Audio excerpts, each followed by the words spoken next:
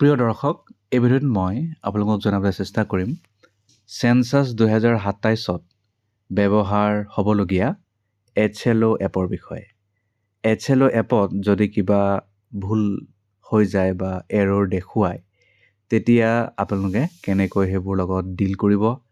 ইয়াত মই basic error বিষয়ে ক'ম। যদি কিবা এডভান্স এৰৰ দেখুৱাইছে তাত সেই সমস্যাবোৰ সমাধান কৰিবলৈ হ'লে টেকনিকেল টীম বা ওপৰৰ মহলৰ লগত যোগাযোগ কৰিব লাগিব আপোনালোকে।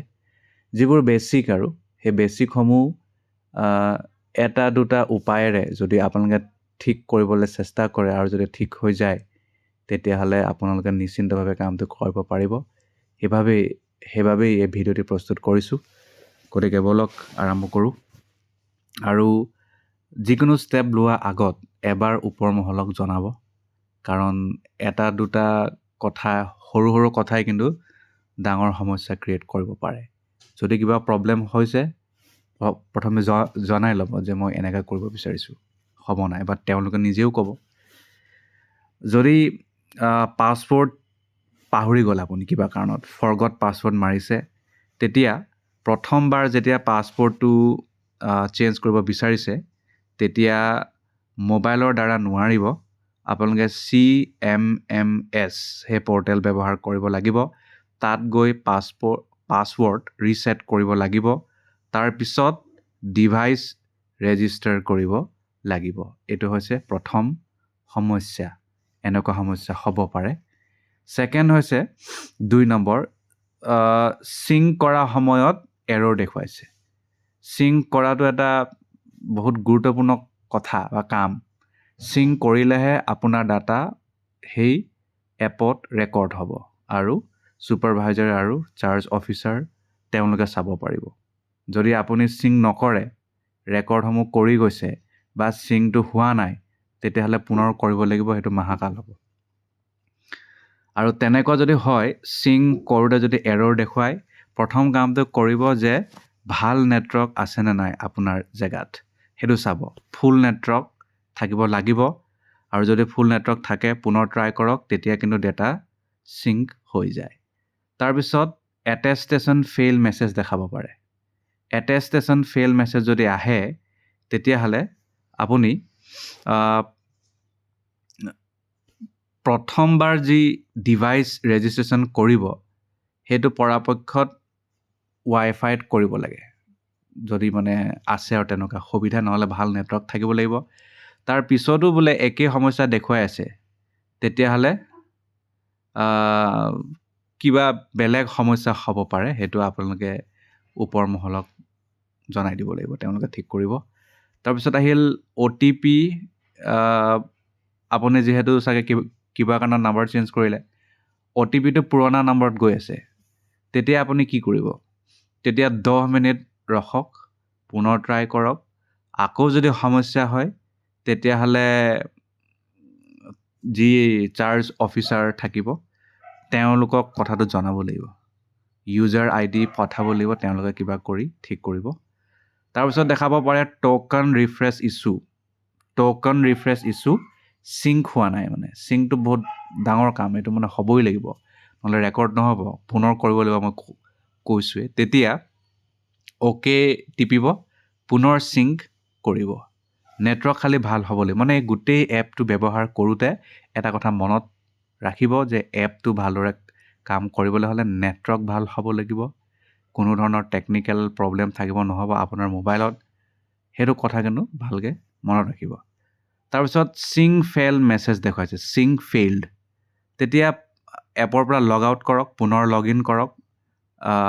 এপক কিন্তু আনইনষ্টল নকৰিব। এটা খুব গুৰুত্বপূৰ্ণ কথা এইটো। কোনো কাৰণতে যাতে আপোনালোকে এবাৰ যেতিয়া ৰেজিষ্টাৰ হৈ যাব, তাৰপিছত এপক আনইনষ্টল যাতে নকৰে। এইটো কৰিব নহয়, মানে নেপায় কৰিবলৈ। তাৰপিছত বিল্ডিং নম্বৰ, চেনচাছ হাউচ, ন' এডিট, এনেকুৱা মানে দেখুৱাইছে। বিল্ডিং নম্বৰ বা চেনচাছ হাউচ, ন' এডিট হোৱা নাই মানে। তেতিয়া কুৱেশ্যন 3ত গুৰুত্ব দিয়ক।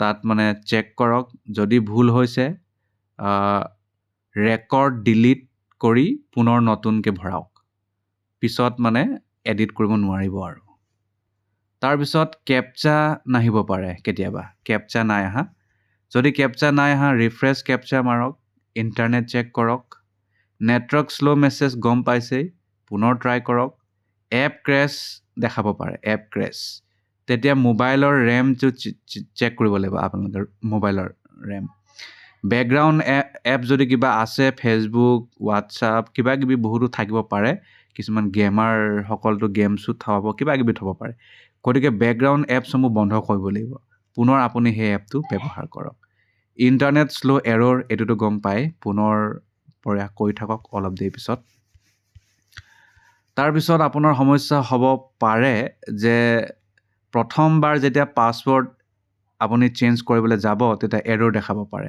তেতিয়া CMMS এইটোৱে মেইন পৰ্টেল এইটো আপোনালোকে ৱেবছাইটত গৈ কৰিব লাগিব তাত ৰিছেট কৰিব তাৰপিছতে ডিভাইচ ৰেজিষ্ট্ৰেশ্যন কৰিব তাৰপিছত আগত নেক্সট সমস্যা হ'ব পাৰে আগত ডেটা দেখাই আছিলে তাৰপিছত ডেটা নেদেখুৱা হৈ গ'ল তেতিয়া লগ আউট কৰি 10 মিনিটৰ পিছত পুনৰ লগ ইন কৰি চাওক লগ আউট কৰাৰ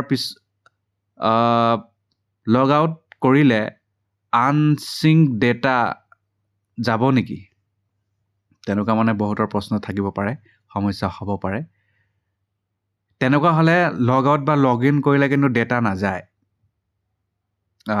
কিন্তু এটা গুৰুত্বপূৰ্ণ কথা এপটো কেতিয়াও আনইনষ্টল নেমাৰিব ট্ৰেইনিং এপত OTP নাই অহা ইনভেলিড ক্ৰেডেঞ্চিয়েল দেখাইছে তেতিয়াহ'লে মোবাইল নম্বৰ আৰু ইউজাৰ আইডিটো test.census পৰ্টেলত চেক কৰক test.census পৰ্টেলত চেক কৰক লক হাউচক আপোনালোকে এডিট কৰিব নাই পৰা তেতিয়া লক চেকবক্সক মানে আনচেক কৰক পুনৰ তাত SEID ভৰাব লাগিব আনন'ন এৰ'ৰ তেনেকুৱা দেখাব পাৰে তেতিয়া ভাল নেটৱৰ্ক পোৱাৰ পিছত পুনৰ ঠিক কৰক এৰ'ৰ মেছেজ বাৰে বাৰে দেখুৱাই আছে তেতিয়াহ'লে